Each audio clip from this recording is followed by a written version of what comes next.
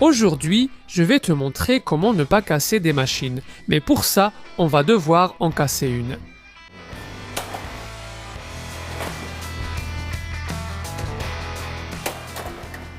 On y va ?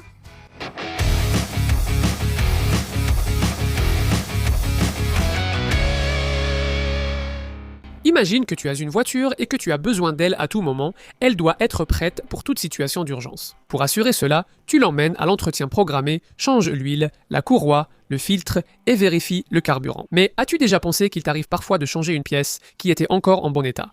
Sauf qu'un filtre à huile, c'est relativement bon marché. Alors tu te dis, d'accord, mieux vaut prévenir, allons-y, on le change. Maintenant, imagine ça dans une usine, on en a déjà visité plusieurs ici dans Boravert. Au lieu d'un filtre, il y en a des milliers. À la place d'un moteur, il y en a des centaines.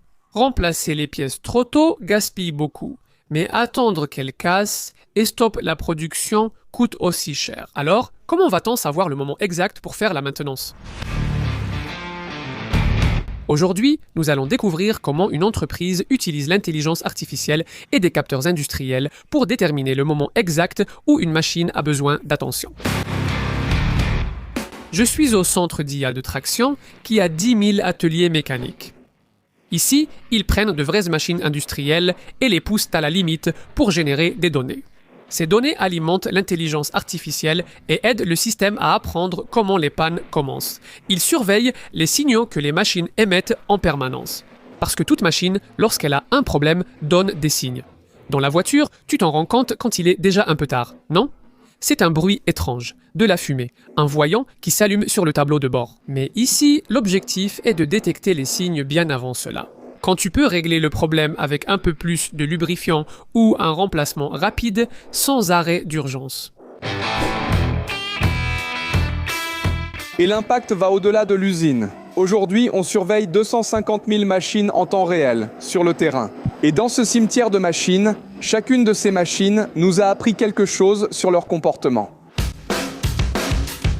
Chaque machine que nous voyons ici a été cassée exprès pour que Traxion puisse étudier les pannes, qui se produisent principalement sur des pièces comme le moteur, le roulement ou le compresseur.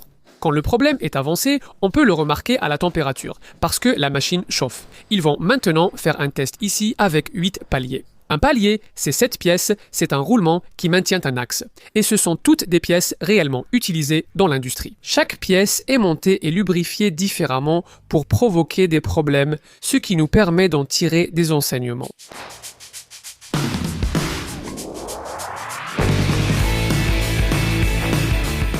En quelques minutes de fonctionnement de la machine, on peut voir avec la caméra thermique que le roulement qui était le plus endommagé atteint 97-98 degrés. Bientôt, de la fumée commencera à sortir.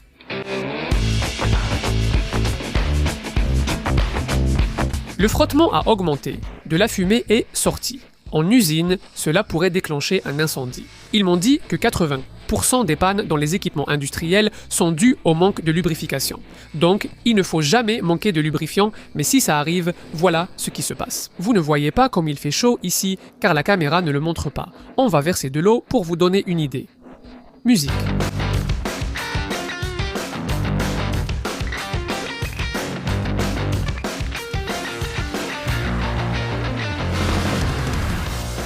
On a vu la machine chauffer et on s'est rendu compte qu'il y avait un problème. Mais il y a un détail. Ce capteur le savait déjà bien avant qu'on puisse voir quoi que ce soit à la caméra thermique ou à la fumée. Voici le capteur de Traxion. Il mesure les vibrations, les ultrasons, la température et le champ magnétique de la machine. Musique.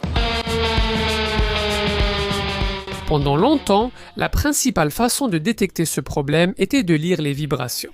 S'il y avait un changement, vous saviez ce qu'il fallait resserrer, lubrifier ou remplacer. Mais souvent, quand la vibration change beaucoup, c'est que le problème est déjà avancé. C'est comme sentir une odeur de fumée. Quand vous sentez cette odeur, c'est que quelque chose a déjà brûlé. Et c'est là qu'entre une autre technologie dans ce type de surveillance, l'ultrason. C'est un son avec une fréquence tellement élevée, tellement aiguë, que l'être humain ne peut pas l'entendre. C'est comme si le capteur écoutait les signes vitaux. Et ils apparaissent même avant la vibration. Pour cette précision, le capteur doit aussi être testé, ce qui se fait ici à l'intérieur. Musique.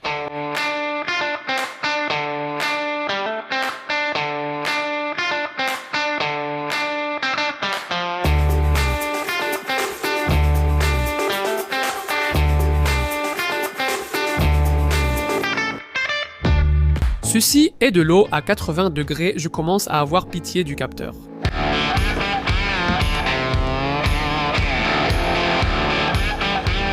Il est vivant.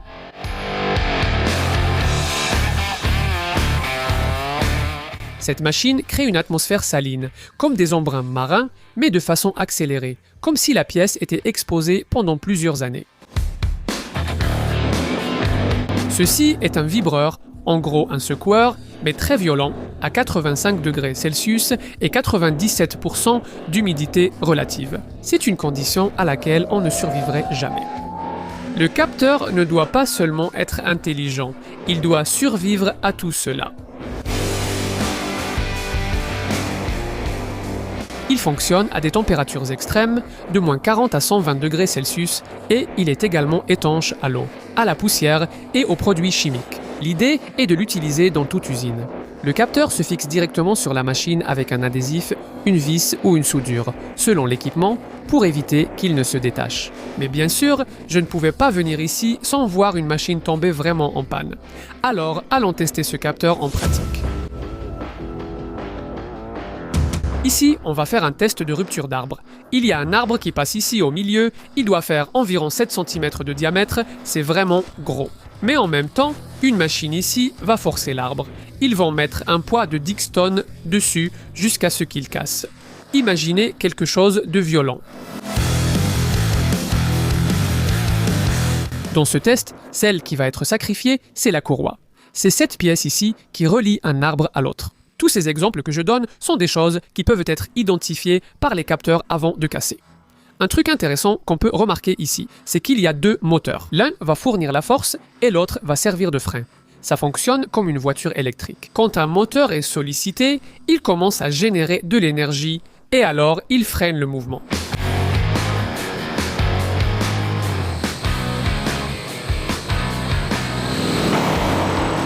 Je pense que l'axe est cassé. Allons vérifier. L'axe intérieur est très tordu, regarde, on voit même un bout du roulement. Et je sens avec la main que c'est extrêmement chaud. En regardant ici, on peut voir qu'un axe d'environ 7 cm de diamètre en acier s'est cassé. C'est impressionnant. Rien que dans ce test, ils ont collecté plus de 50 gigas de données. Donc il y a tous les mouvements de la machine, les vibrations, le couple, la température. Grâce à ces signaux, la machine apprend qu'un axe risque de casser, ce qui permet d'éviter ce problème en conditions réelles. La courroie est sur le point de casser.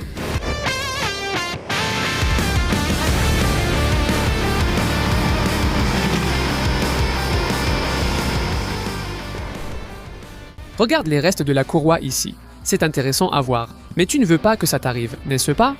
Bien sûr, j'aime voir des choses exploser, prendre feu. Mais au quotidien dans les usines, on n'a pas besoin d'aller aussi loin. Parce que le capteur prévoit déjà le problème. Il savait que tout ça allait arriver avant même qu'on puisse le voir. Le capteur collecte les données de la machine et les transmet au cloud, comme les applications capables d'identifier une musique diffusée. Si tu ne connais pas la musique, l'application prend un extrait et l'identifie déjà. Mais si on regarde de près, il ne sait pas vraiment ce que la personne chante, ni quel instrument est en train de jouer.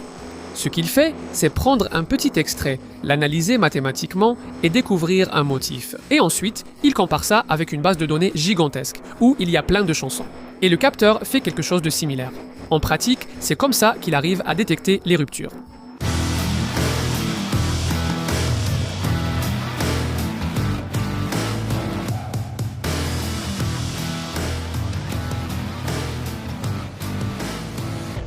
Ceci est un test des extrêmes, un roulement témoin sans problème et un autre placé dans un environnement très humide proche de l'eau. Un autre avec un souffleur thermique simulant un environnement très chaud.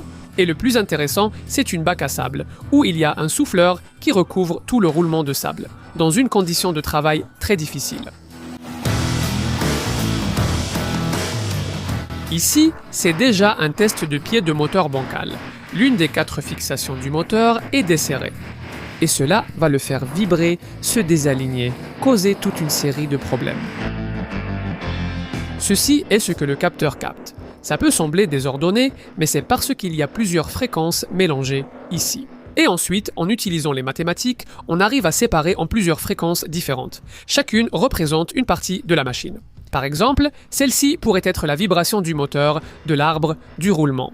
C'est comme si l'ordinateur écoutait une musique et arrivait à séparer les instruments. La batterie, la guitare, la basse. Et donc, quand il y a n'importe quel changement dans ces ondes, tu peux savoir quelle partie pose problème. Et quel est le problème. Ce graphique montre une machine qui s'use au fil du temps jusqu'à la panne. Donc, au début, on a une machine en bon état qui a besoin d'entretien. Et ensuite, elle doit déjà être remplacée. L'ultrason peut détecter la moindre petite défaillance, qui peut être résolue avec un simple serrage de vis, une lubrification. Quand le problème est détecté par une vibration, il peut déjà être nécessaire de remplacer une pièce, quelque chose comme ça. Et si la température commence à monter fortement, c'est le signe qu'il y a un problème sérieux. Le capteur lit les données et les transmet à une intelligence artificielle qui les compare à des milliers ou millions d'autres relevés pour détecter d'éventuels problèmes. Le capteur identifie souvent des schémas de défaillance inédits et détecte de nouvelles façons de repérer une panne. Il peut ainsi diagnostiquer ce qu'il faut faire et quand le faire. Mais le capteur seul ne suffit pas. Ce que fait Traction, c'est établir une carte des priorités. Quelle machine est la plus critique, laquelle peut attendre et quoi faire dans chaque cas.